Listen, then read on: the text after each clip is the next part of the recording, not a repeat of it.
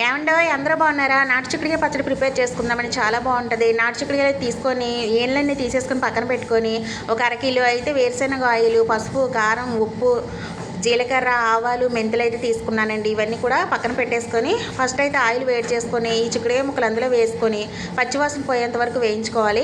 వేయించేసి పక్కకు తీసేసిన దాంట్లో 100 గ్రాముల చింతపండు అయితే నానబెట్టేసుకొని గుజ్జు తీసుకొని ఆ నూనెలో వేసేసి నూనె పైకి తేలేంత వరకు వేగనిచ్చుకోవాలి.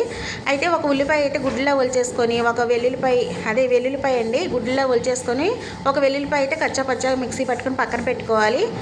ఒక పక్కన అయితే పోపు సరుకులు అయితే తీసుకున్నాం అనమాట. పచ్చిశనగపప్పు, ఆవాలు, జీలకర్ర, ఎండుమిర్చి అయితే తీసుకొని ఈ కచ్చాపచ్చాగా పట్టుకున్నదని పోపు సరుకులు మనం పోపు పెట్టేసేసుకొని ఈ చిక్కుడుకాయ ముక్కల్లోనూ వెల్లుల్లిపాయ గుళ్ళు వేసేసుకొని ఉప్పు, కారం అన్నీ వేసేసుకొని కలిపేసుకోవాలండి.